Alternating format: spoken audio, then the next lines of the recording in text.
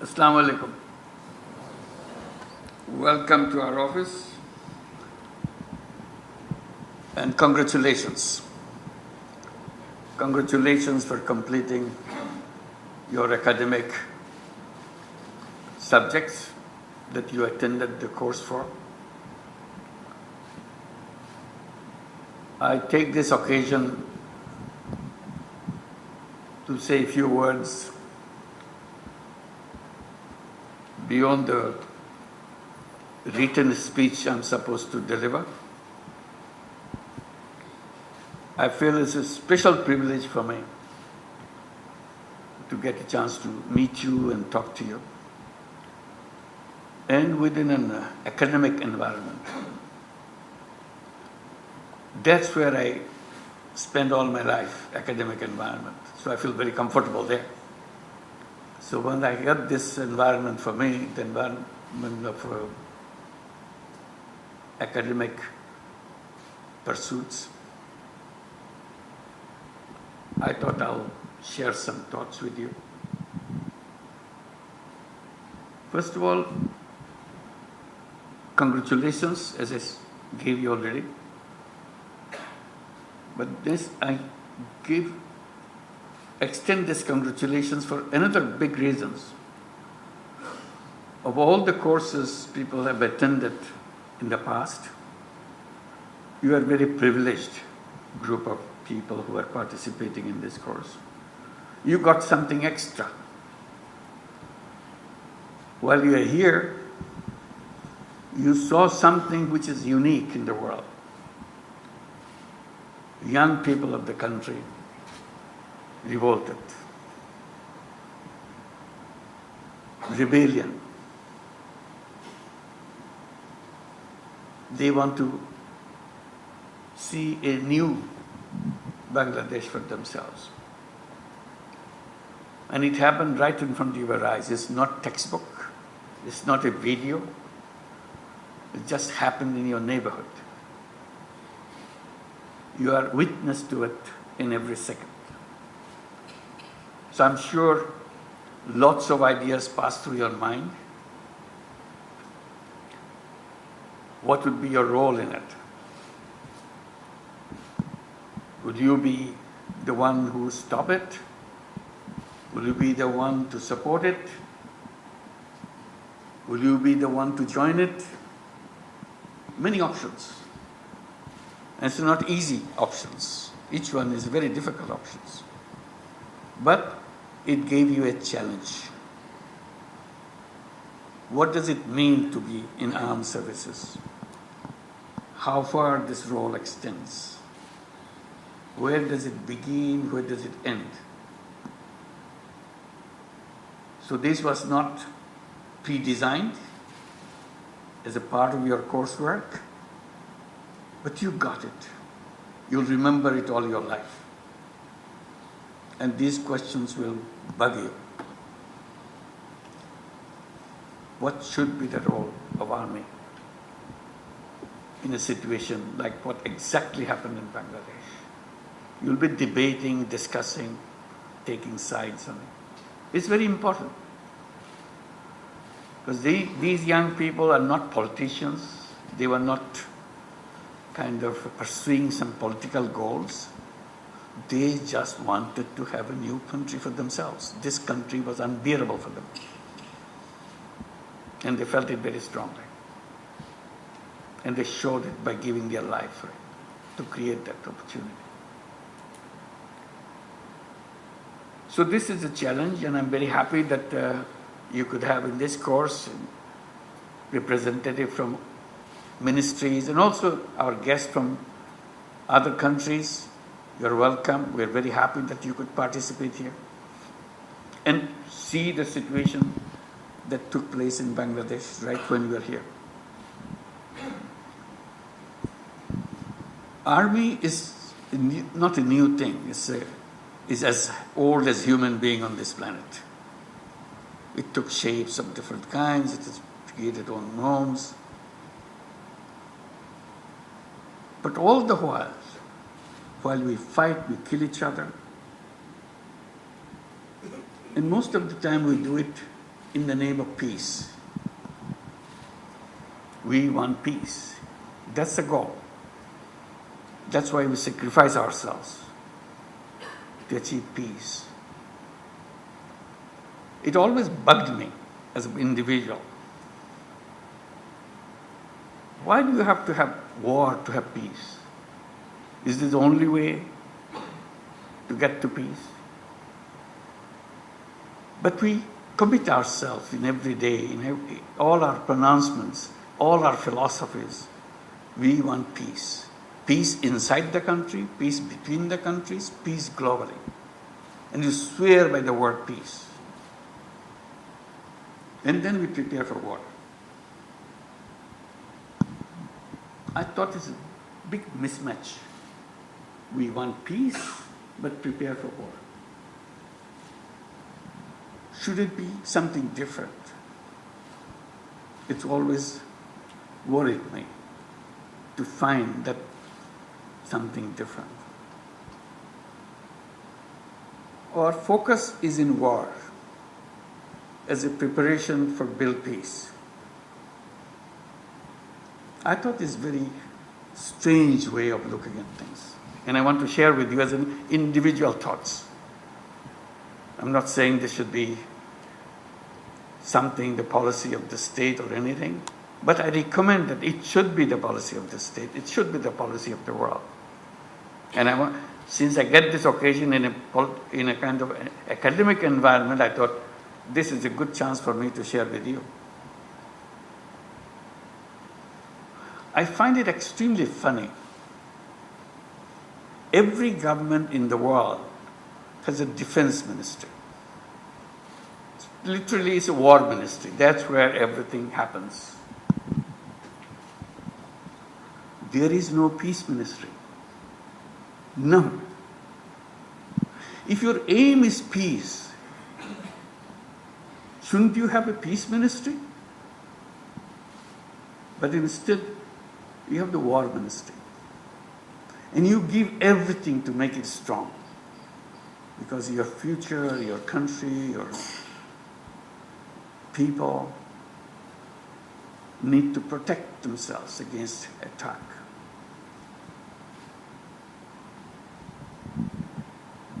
I said, okay, you don't have I don't want to say that you don't have war ministry. Have both ministries, a peace ministry and a war ministry. If that's what will make you happy. I would rather feel there should be only peace ministry, no war ministry. So all dedication is on peace, not on war. This is a question for all of us. And not only that's the end of it, war ministry for every country, for every government. Defense ministry always attracts very large amount of money in budget. So not only you create the ministry, you put all the resources into it to prepare, to buy the most expensive equipments, buy the most expensive technology, everything, so that you don't fail when the time comes.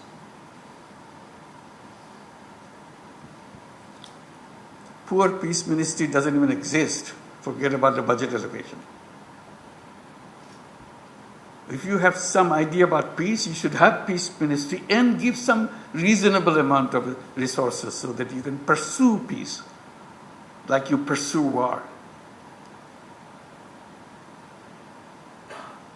If you have army because of the peace, because of the war ministry, you have army, you have to fight. What about the people who will fight for peace? Shouldn't some people be dedicated just to negotiate peace and make understanding between communities, between countries, between neighbors? I'm not stopping the army, but I'm saying there should be some people dedicated to building peace. It doesn't exist. Even in our foreign relationship, we have defense attaché. I said we should have peace attaché too, so they can talk to the peace people inside the country, not the war people inside the country. There are peace people inside the country too. We should build them up so that we don't have to fight. We have military exercises, huge arrangement for military exercises. What about the peace exercises? Can we design some peace exercises that we go, meet people, be friendly, find the people who really want peace? So you can go on seeing the difference. So that's what bugs me, that if I ever had a government, I thought, if I ever had a government, I will have a peace ministry. Now I have a government, but I don't have a peace ministry. People ever shout at me if I even propose that. So I don't even talk about it. Since I get a chance to talk to you, so I thought I will unload myself by sharing that thought with you. And I feel very comfortable because I'm comfortable with finishing of academic exercises, academic curriculums, and have a convocation, big ceremony. And that's what I enjoy all the time, being at the convocation, making convocation speeches, telling young people, this world is wrong. It's designed in the wrong way. It's a self-destructive planet. Everything we have done just to prepare ourselves to kill ourselves. And one good example is environment. We destroy the environment not because God has wished us to do that. We do it because we enjoy doing it. Destroy this planet by destroying its environment. We do it every day. When you go to war, it's a specific time, it begins at a specific time, it ends. But the war that we are having against the planet is a continuous process. We keep on destroying this planet. We have created a wrong civilization, self-destructive civilization. Things we do every day, every moment, is destroying this planet. Then we have COP29, COP23, COP1 days, say how to protect this planet and go back and destroy the planet. Strange contradictions in our life. So I tell the young people, don't listen to old people. They created a wrong world for you. You create the right world, so that this planet survives, thrives, and be a happy world. And you can make it. This generation of young people is the most powerful generation of young people ever born on this planet. I repeat, in case you missed it. The young generation of this planet now is the most powerful generation in the entire human history. Not because they are smarter than us, just because they have enormous technology in their hand. And if you look at this revolution, student revolution, it's all about technology. They communicated with each other very quickly, at every second. They didn't have any command structure. Like any army will say, that's very important, command structure. You must obey your command. They didn't have anything. They don't have any designated leaders. But they made it. Technology, communication. The technology, the way it is growing, it is expanding, it's deepening. Younger generation will become more and more powerful than ever and ever. We, the old people, will become some kind of fossil from the old world. They will look at us. These people don't even understand what we're talking about, because we don't. And we tell the young people that you have in your hand Aladdin's lamp, the technology. The Aladdin's lamp, if you had the Aladdin's lamp, you never touched it, genie will never come. You didn't know that it is Aladdin's lamp, so you never touched it. I said, you be aware that you are the most powerful generation in the human history. Because if you are not aware, you will be just lying there just like any other human being. You will never do anything because you don't know. So you have to touch that Aladdin's lamp. Then the genie comes out and says, what can I do for you? I tell the young people, you are the genie. You ask yourself, what can I do for the world? And once you figure out what you want to do, you'll get it done because you have that power. Don't think that you are just like any other kid in school every other generation had. You are different. So that's what we are waiting for, our young generation to become aware that they are the genie. They can create the world they want. And what you have seen while we are here is just a little example of that. They didn't know what they want. The first day when they went to the street, they didn't know what they are looking for. They were looking for some small things. But suddenly they realized, no, we have to ask for big things. And they are pushed into asking for big things. And they started asking for big things. In the process, everything changed. That's where we are. So I hope these words will make you reflect on what we do, what this world is all about. Can we create the new civilization? And I keep saying, yes, we do. Yes, we can. Nothing is impossible for a human being. That's what the human being is all about. Nothing is impossible. All you have to do, make up your mind. If you make up your mind, it will happen.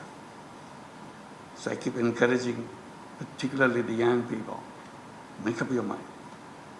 Figure out. Dream. Dream is the beginning of the change. Dream. And it will happen. If you dream, it will happen. If you don't dream, it will never happen. It's as good as that. So I hope these words will make you think and make you dream. Thank you very much. And I'll go back to my text.